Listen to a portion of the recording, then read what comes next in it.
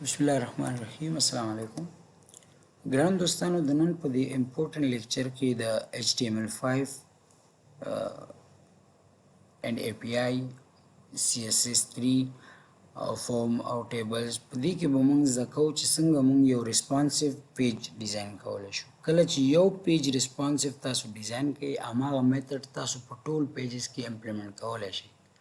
نو دا چې څنګه یو پیج ریسپانسیو جوړیږي، ریسپانسیو نه مطلب دا دی چې هغه یوزر فرندلی نه مطلب دا دی چې د یوزر موبایل هر رقمي نو باید زمونږ پیج د هغې سره خپله اډجسټمنټ وکړي، هغې سره خپله اټومیټک سایز برابر شي. اوس دا چې کوم لوک دی د دې فورم دې کې مونږ HTML په واسطه او د فورم په واسطه او د CSS په واسطه مونږ دا ډیزاین کړی، دا د کمپیوټر ویو ده. نو کله چې دا مونږ په موبایل کې څوک په موبایل کې وزټ کی نو باید د هغې چې کوم پلیټفارم وي که هغه آیفون وي که ټابلیټ وي که آیپیډ وي که هر څومره ویډ وي که هر څومره وړوکی وي که غټ وي د هغې سره باید په خپله زمونږ دا پیج اډجسټ شي او مطابق د هغې د براوزر د هغې د موبایل د سایز زمونږ دا پیج هلته څه شي رینډر شي.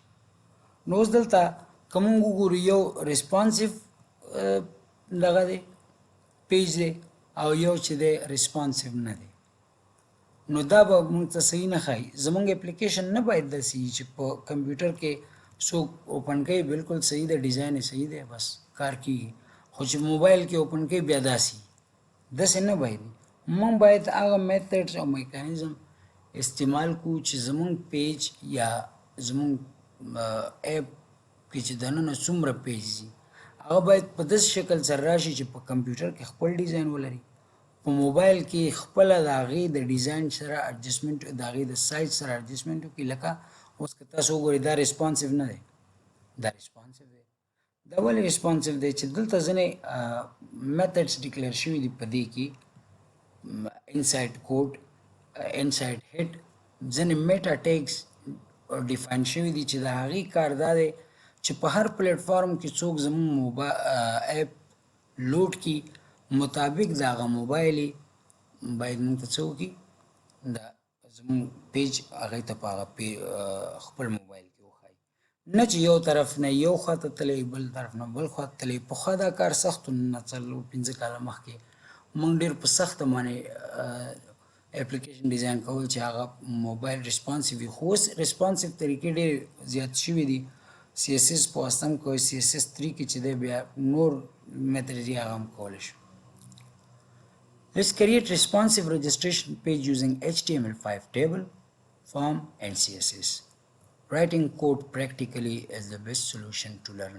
که تاسو غواړئ په حقیقت کې دا زده کړئ نو راځئ چې دا کوم کوډ موږ لیکو تاسو بار بار همدا کوډ په خپل کمپیوټر کې ولیکئ، ریپیټ یې کئ، که غلطي کېږي اصلاح یې کئ، ویې ګورئ تر څو ستاسو بیسټ پریکټسز وشي. کله چې تاسو پریکټس په دې کې ولرئ چې بیسیک HTML element څنګه کریټ کیږي نو تاسو به کولی شئ چې بیا په آینده کې په نور پروګرامینګ لینګویج کې هم کار وکړئ. اوس دې کې خو کنټرول ډېر زیات دي، کنټرولز په دې کې ډېر زیات دي، خو موږ به یو فورم په خپله په HTML کې ډیزاین کوو او بیا به د هغې نه بعد هغې ته ځینې CSS کلاسز جوړو.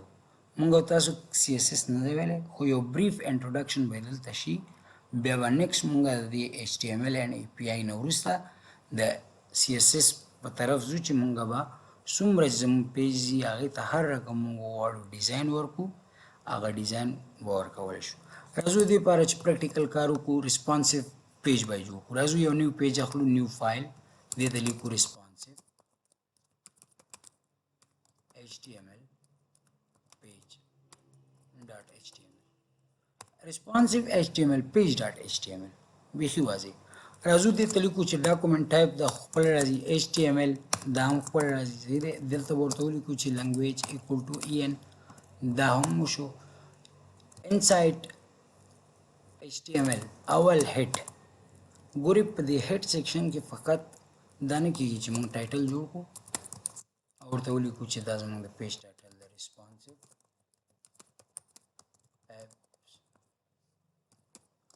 پیج، دا ټایټل شو.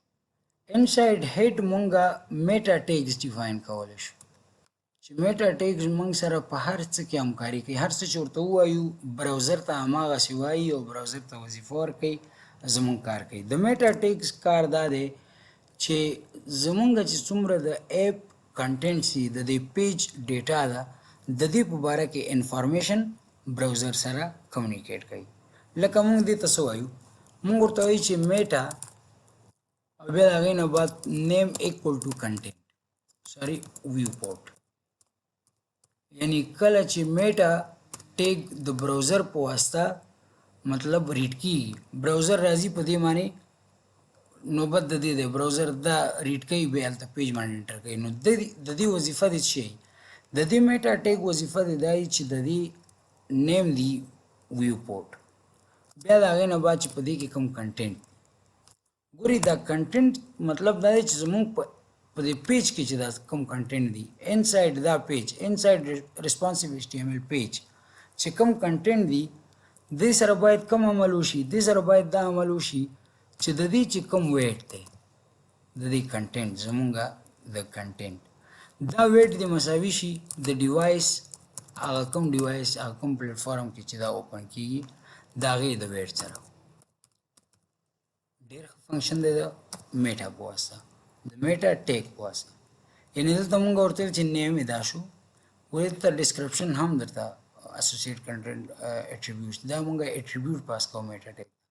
ورته وایي چې په دې پیج کې کوم کنټینټ دی، د دې پیج کنټینټ یعنی دا زموږ پیج مکمل چې څومره دی A to Z، د دې ویټ داسې جوړ کا از ایکول ټو ویټ داسې جوړ کا چې هغه ډیوایس څومره ویټ لري هر رقمي د هغې د ویټ د هغې د پړوالي په مطابق یې ایگزیکیوټ کا. نو براوزر چې کله دا لاین ریډ کوي چې دا تاسو کوم لیکلی دی، بیا براوزر څه کار کوي، براوزر دا کار کوي چې دا ستاسو څومره کنټینټ دي دا د همدې فارمولې مطابق درته په براوزر کې رینډر کیږي، پریویو کیږي، ښکار کیږي. نو افټر کاما مونږ لا کوډ بلاک نه دی خلاص، مونږ باید یو بل څه ورته ولیکو چې انیشل ډیش سکیل، سکیلینګ دا غټوالی وړوکیوالی د دې نه مطلب دی از ایکول ټو 1.0 دا ډیفالټ سکیل دی، دا تر لسو پورې کار کوي. د دې سکیل مطلب دا دی چې کله زموږ فرست ټایم دا پیج هغې براوزر کې خلاصیږي، که هغه ایپیډ که هغه انډرایډ که هغه هر څه، نو د دې زوم سایز دی چې 1.0 ډیفالټ هغه خپل حالات کې دی. دا پیج چې دی د دې دا زوم چې دی دا زوم دی په خپل هغه نارمل حالات کې.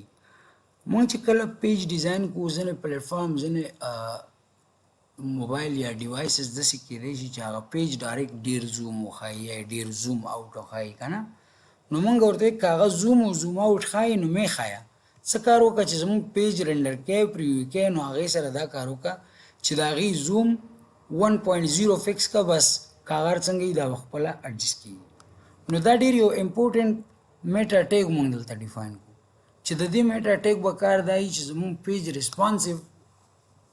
ریسپانسیو پریویو کې هلته په براوزر باندې، ځکه چې مونږ ورته وویل چې زموږ د کنټینټ چې کوم ویټ دی، کنټینټ دا څومره چې په دې پیج کې دا ټول کنټینټ چې کوم ویټ دی هغه ویټ دی مساوي شي برابر دي شي د ډیوایس د ویټ سره، یعنی د هغه موبایل که هغه ایپیډ که هر شي که هر څومره هغه سایز لري د هغې د ویټ سره دا برابر شي.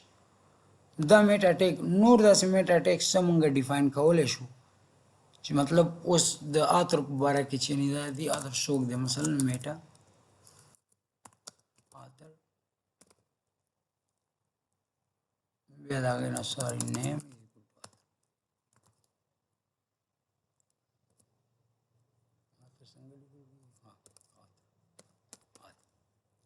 بیا د هغې نه وروسته مونږ د دې آتر ته کنټینټ سیټ کوو چې کنټینټ کې مونږ ساده یا د دې کوم آتر چې دی کوم کس چې مطلب د دې باره کې انفارمیشن یا د دې نوم لیکو یا د دې باره کې نور بیوګرافي نور انفارمیشن لیکو. نو بیا براوزر څه کوي، براوزر دا ریډ کوي، څه کار کوي دا چې کله براوزر ریډ کوي نو موږ سره براوزر بیا څه کار کوي، براوزر بیا سرچ انجن اپټیمایزیشن کوي، ډایرکټلی پیج په د چې کوم انټرنیشنل ګوګل سرچ انجن دی په دې باندې رینډر کوي په ټاپ لیول کې راځي او داسې نور.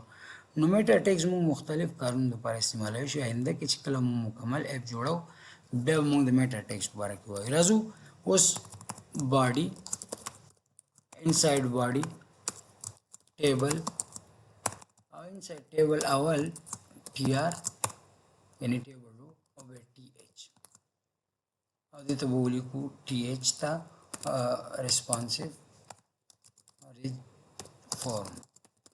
دا ټایټل شو. د دې ټایټل موږ څه غواړو؟ کال سپین از ایکول ټو 1 یو دی راشي. انساید همدې رو په همدې رو کې موږ یو بل ټایټل هم غواړو. اول ټایټل غواړو ټي ایچ نیم، بیا د هغې نه بعد بل ټایټل غواړو ټي ایچ هیډر دی، موږ به عنوان د خپل فورم ورکو ایف نیم او بیا ټي ایچ دی ایچ. دا دی ټایټل شو. اوس دا هیډر شو. موږ دا پیج سیف کوو. راځو د پیج یو ځل د دې ځای نه اوپن کوو. کله چې دا لوډ کړو نو د دې خو بارډر نشته دی. یو بارډر به ورکړو تر څو ډیفاین شي. بیا وروسته موږ بارډر باندې په سی ایس ایس کې دلته کار کوو. اوس دې لپاره چې دلته موږ ته معلوم شي چې څه خبره ده. دا رجسټریشن فورم دلته راغی خو دا رجسټریشن فورم زما پاس په بیل رو کې پکار دی. نو دا به زه دې ځای نه کټ کړم کنټرول ایکس. بیا به دا نه بعد راشم دلته به دې ته خپل اوپن ټیک ټي آر خپل رو جوړ کړم پاس او انساید هماغه رو به موږ دا ټي ایچ واچو کنټرول ایس او بیا به راشو دا به څه کړو دلته به ریفریش کړو او دا ما سره څه شي دا به دې ټایټل شي کال سپین بارډر کال سپین 2 کنټرول ایس اینڈ ریفریش. دا سیمه وخت چې راشي. ها اوس د دې ټیبل به نور هر څه مونږ کوو خو راځو مونږ په دې کې خپل پریکټیکل کار کوو. اوس راځو نیم ایج دا هر څه وشو.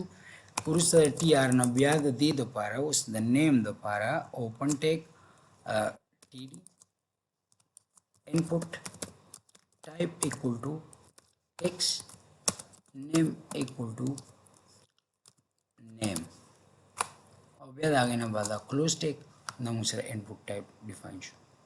اوس دا ټایټل شو دا موږ سره لاندې دا راغی. یو بل باید دلته ډیفاین کو ټي ډي ټیبل ډیټا او input چې په هغې کې چې ولیکل شي type equal to text ولیکل شي دې کې هم text ولیکل شي او چې ولیکل شي name equal to f بیا کلوز دی. هغې نه وروسته راشو ټي ډي بیا هم input type equal to number input type equal to number او په دې کې name باید چې ورکړل شي دا ایج دی. د دې نوم شو ایج. دا کنټرول ایس او بیا د نه بعد راځو دا پیج یو ځل ریفریش کوو دلته ما سره دا راغی. نوم راځي اف نیم راځي